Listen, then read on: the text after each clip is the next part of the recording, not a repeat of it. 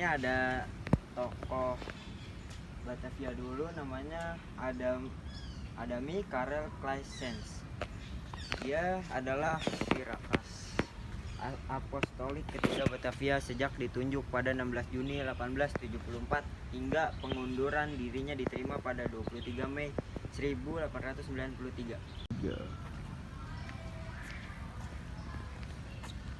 Nah, jadi di sini ada makam anak ibu bersama ayahnya yang bernama Poppy Arnoldbeek dan ibunya Janet Elizabeth Arnoldbeek dan ayahnya bernama Robert Arnoldbeek. Dia meninggal pada 17 November 1906 dan meninggal 5 hari kemudian pada 22 November 1906. Dimakamkan di Blok J 10 Taman Prasasti Jakarta bersama ibunya. Ayahnya meninggal pada tahun 1926.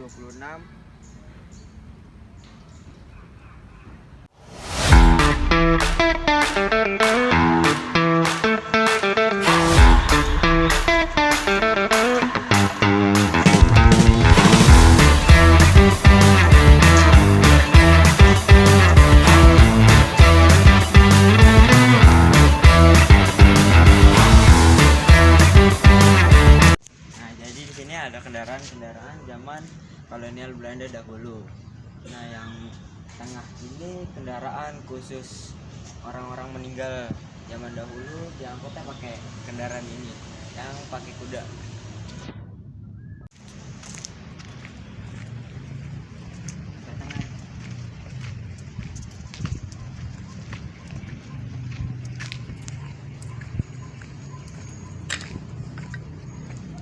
Jadi di sini pemakaman orang-orang Belanda zaman dahulu di Batavia yang sekarang jadi Jakarta.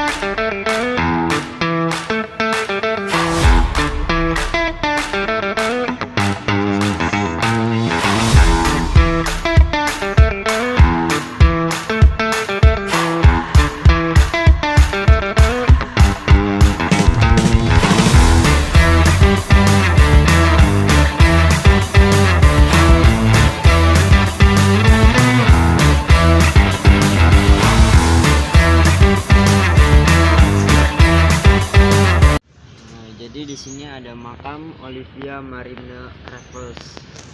Jadi beliau seorang istri dari Thomas Stamford Raffles, tokoh penting dalam sejarah kolonial Inggris di Asia Tenggara dan pendiri kota Singapura.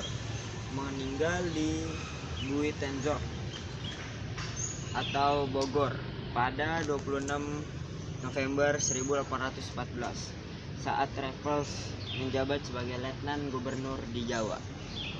Dia dikenal perempuan Eropa pertama yang dimakamkan di tanah Jawa dengan status resmi dan makamnya masih ditemukan di sini.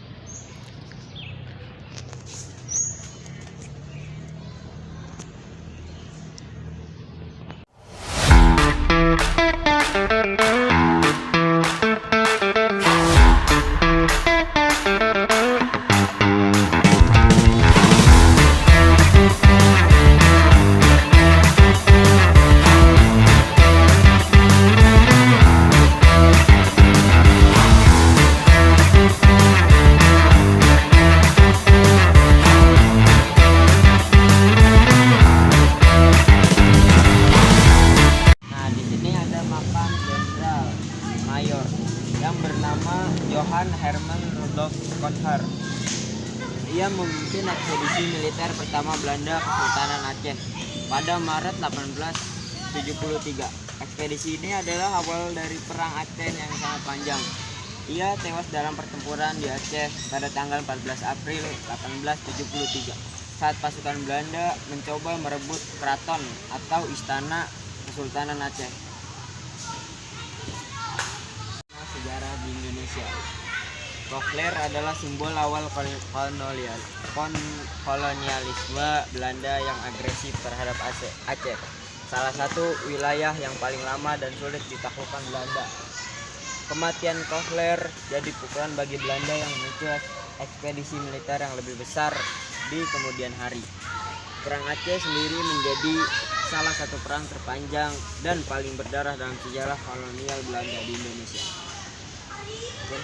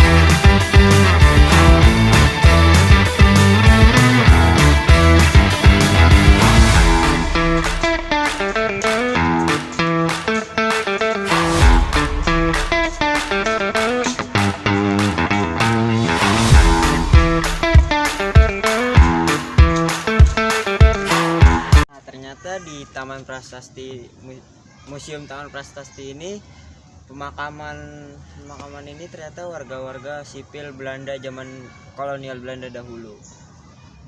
Tapi ada beberapa orang-orang penting di pemakaman prasasti ini.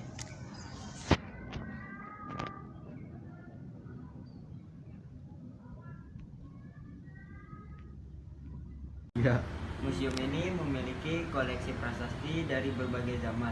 Dari negara manakah beberapa batu nisan di museum ini berasal? Untuk batu nisan yang dibuat dari tahun 1600 sampai 1800 itu menggunakan batu nisan berbahan dasar batu andesit yang berwarna hitam. Ukurannya kurang lebih 2 kali 2,5 meter, 1,5 kali 2,5 meter, dan batu nisan ini diimpor langsung dari India.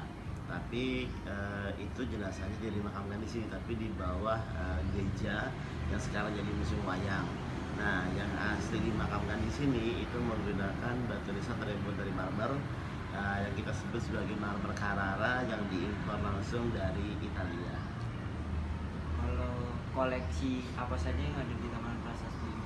Koleksinya cukup banyak. Kita biasanya memperkenalkan kurang lebih 20 tokoh unggulan ke pengunjung. Jadi tokoh-tokoh itu adalah tokoh yang hidup antara 1600 sampai 1900-an yang ikut membangun kota Batavia. Kalau kan tadi saya lihat ada delman nih Pak. Itu dulunya apa?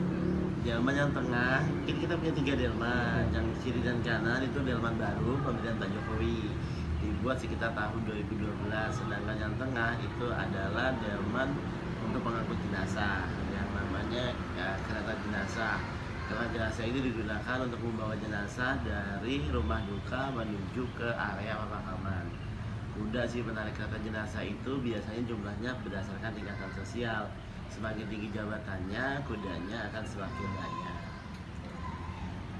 Makasih Pak. Cukup? Ya, sama-sama. Iya. Ya, jadi segitu saja video dari saya. Saya pamit undur diri. Wassalamualaikum warahmatullahi wabarakatuh. Waalaikumsalam.